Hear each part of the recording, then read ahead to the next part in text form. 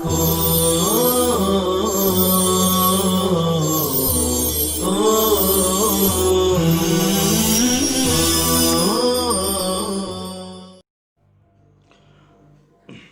اللہ الرحمن الرحیم۔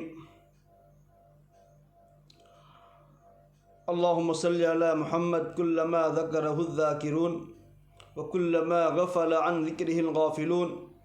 یا ربی صلی وسلم دائما ابدا علی حبیبک خیر الخلق کلہم۔ عزیز طلباء، گزشتہ اسباق میں آپ کے سامنے وضو کی سنتیں، وضو کے مستحبات اور وضو کے مکروہات کو بیان کیا۔ آج کے اس سبق میں آپ کے سامنے یہ بیان کیا جائے گا کہ وہ کون کون سی صورتیں ہیں، وہ کون کون سی عبادتیں ہیں جن کے لیے وضو کا کرنا ضروری ہے، یا وہ کون سی عبادت ہے جس کے لیے وضو کرنا واجب ہے، یا وہ کون سی عبادتیں ہیں جن کے لیے وضو کرنا مستحب ہے۔ آئیے ہر ایک کو تفصیل سے سمجھنے کی کوشش کرتے ہیں۔ مصنف کتاب نے اس سبق کا عنوان دیا ہے وضو کی اقسام۔ وضو کی 3 قسمیں۔ نمبر 1 فرض، یعنی وہ چیزیں جن کے لیے وضو کرنا فرض ہے۔ نمبر 2 واجب، یعنی وہ چیز جس کے لیے وضو کرنا واجب ہے۔ اور نمبر 3 مستحب، یعنی وہ چیز اور وہ عبادتیں جن کے لیے وضو کرنا مستحب ہے۔ سب سے پہلے فرض کو پڑھتے ہیں۔ فرض درجہ ذیل 4 صورتوں میں محدث پر وضو کرنا فرض ہو جاتا ہے۔ محدث، ہا کے سکون کے ساتھ، محدث یعنی ایسا شخص جس کا وضو نہ ہو، جس کے لیے وضو کرنے کی ضرورت ہو۔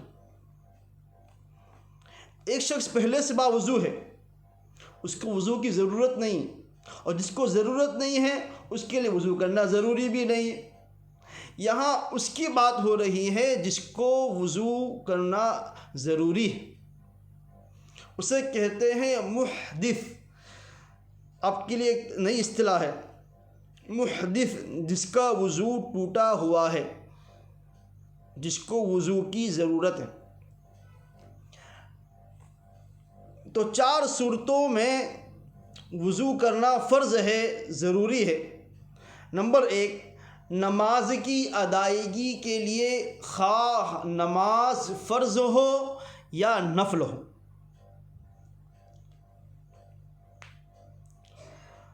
نماز کوئی بھی ہو، آپ فرائض ادا کر رہے ہیں، آپ وتر واجب نماز پڑھ رہے ہیں، آپ سنتیں ادا کر رہے ہیں، آپ نفل پڑھ رہے ہیں، آپ اشراق چاشت کی نماز پڑھ رہے ہیں، آپ اوابین پڑھ رہے ہیں، آپ صلاۃ الحاجہ پڑھ رہے ہیں، آپ تحیۃ المسجد پڑھ رہے ہیں، آپ تحیۃ الوضو پڑھ رہے ہیں، جو بھی نماز ادا کر رہے ہیں، بغیر وضو کے آپ کی نماز نہیں ہوگی۔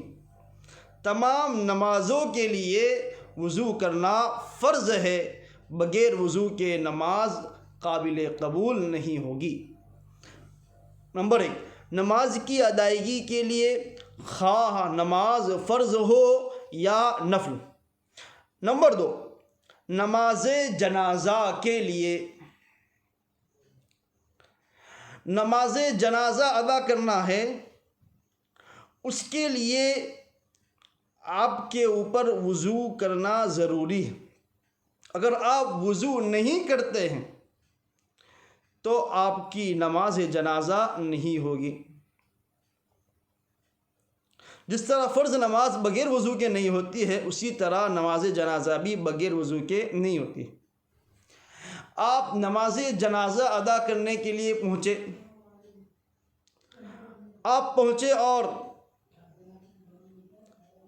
بالکل نماز کھڑی ہو چکی تھی، اور ممکن تھا کہ اگر آپ تاخیر کرتے ہیں، وضو کرنے جاتے ہیں، تو آپ کی نماز جنازہ چھوٹنے کا اندیشہ ہے، اور نماز جنازہ ایک مرتبہ کے بعد دوبارہ نہیں پڑھتے، تو وقت اگر تنگ ہے تو ایسی صورت میں آپ تیمم کر سکتے ہیں۔ لیکن اگر آپ نے نماز جنازہ کے لیے تیمم کیا، اب تیمم کیسے کرتے ہیں، تیمم کسے کہتے ہیں، آگے انشاءاللہ آئے گا۔ آپ نے نماز جنازہ کے لیے تیمم کیا، آپ اس تیمم سے دوسری نمازیں نہیں پڑھ سکتے۔ دوسری نماز کو ادا کرنے کے لیے آپ کو وضو کرنا ضروری۔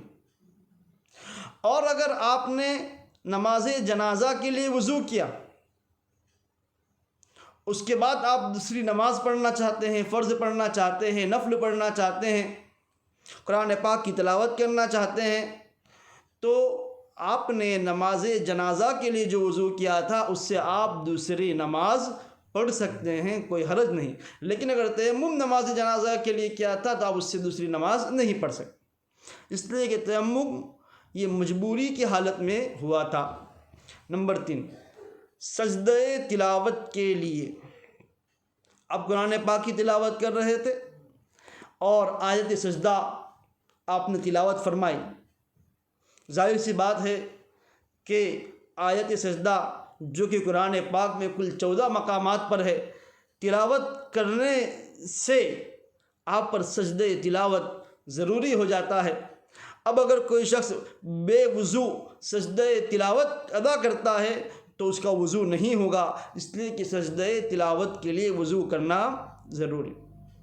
اگر کسی شخص نے سجدہ تلاوت کے لیے وضو کیا اور اس سے فرض نماز ادا کی تو اس کی فرض نماز ادا ہو جائیں گی، نفل نماز ادا ہو جائیں گی، کوئی حرج نہیں ہے، اس لیے کہ اس نے وضو کیا تھا۔ نمبر 4، قرآن کریم کو چھونے کے لیے۔ اسی طرح اگر کوئی بے وضو آدمی کاغذ یا دیوار یا کسی اور جگہ لکھی ہوئی آیت قرآنیہ کو چھونا چاہتا ہے تو اس کے لیے بھی وضو کرنا فرض ہے۔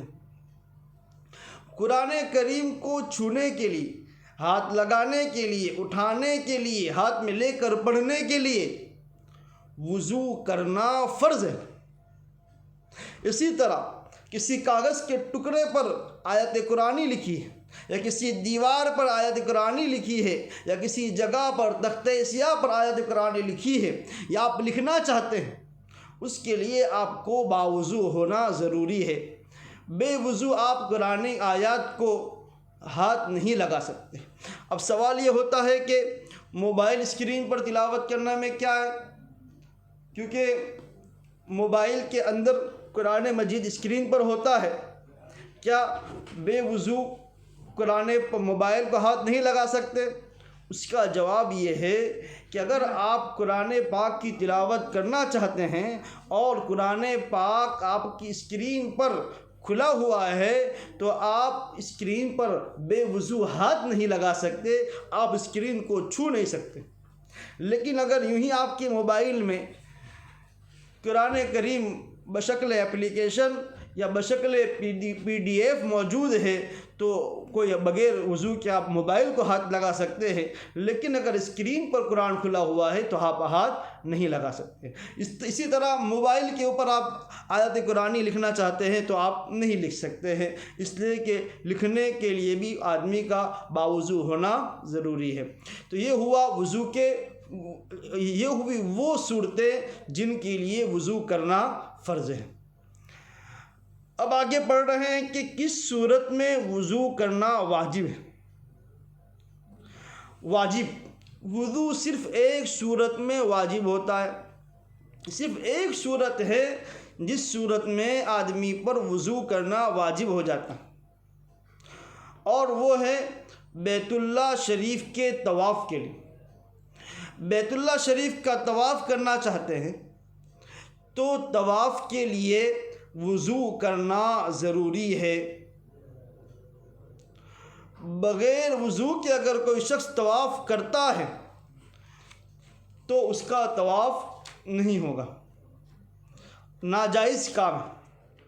اگر کوئی شخص بغیر وضو کے خانہ کعبہ کا طواف زیارت کرتا ہے تو طواف زیارت ہو جائے گا، لیکن حرام کا مرتکب ہوگا، حرام کام کریں گے۔ اب اگر کوئی شخص وضو کر کر دوبارہ طواف زیارت کا نہ کرے تو اس کے اوپر دم دینا لازم ہے۔ اب دم کسے کہتے ہیں؟ مختصراً یہ سمجھیے کہ دم دینا لازم ہوتا ہے، اس کا مطلب یہ ہے کہ اس کے اوپر ایک جانور کی قربانی حدود حرم میں کرنا ضروری ہوتا ہے۔ جب آپ حالت احرام میں کوئی غلطی کرتے ہیں تو آپ پر دم دینا واجب ہو جاتا ہے، اور دم دینے کا مطلب یہ ہے کہ آپ کے اوپر حدود حرم میں قربانی کرنا ضروری ہوتا ہے۔ لہذا اگر کوئی شخص بغیر وضو کے طواف زیارت کرتا ہے تو حرام کا مرتکب ہوگا، اور اس کے اوپر دم اگر وہ اعادہ نہیں کرتا ہے وضو کرنے کے بعد تو اس کے اوپر دم دینا ضروری ہوگا۔ اگر کوئی ضروری طواف نہیں کرتا ہے، عمرہ کا طواف نہیں کر رہا ہے، طواف زیارت نہیں کر رہا ہے، بلکہ عام طواف جو آدمی ثواب کے لیے کرتے ہیں، تو اگر اس نے بغیر وضو کے کیا تو اس کا اعادہ، اس کو لوٹانا مستحب ہے، اس لیے کہ بغیر وضو کے طواف کرنا صحیح نہیں۔ اور اگر عمرہ کا طواف تھا، آپ نے سعی صفا مروہ کیا، آپ عمرہ کرنے آئے، عمرہ کا طواف کر رہے تھے یا حج کا طواف کر رہے تھے، اور آپ نے بغیر وضو کے طواف کیا تو دم دینا واجب ہو جائے۔ اور اگر آپ نے وضو کر کر اس طواف کو لوٹا لیا، دوبارہ طواف کیا، تو پھر دم ساقط ہو جائے گا۔ یہ وہ صورتیں تھیں جن کے اندر طواف کرنا واجب ہے، اور وہ ایک صورت ہے، اور وہ ہے خانہ کعبہ کا طواف۔ خانہ کعبہ کے طواف کے لیے وضو کرنا واجب ہے۔ آگے وہ صورتیں بیان کی جائیں گی جن صورتوں میں وضو کرنا مستحب ہے، انشاءاللہ آنے والے سبق میں ان کو بیان کیا جائے گا۔ السلام علیکم ورحمۃ اللہ وبرکاتہ۔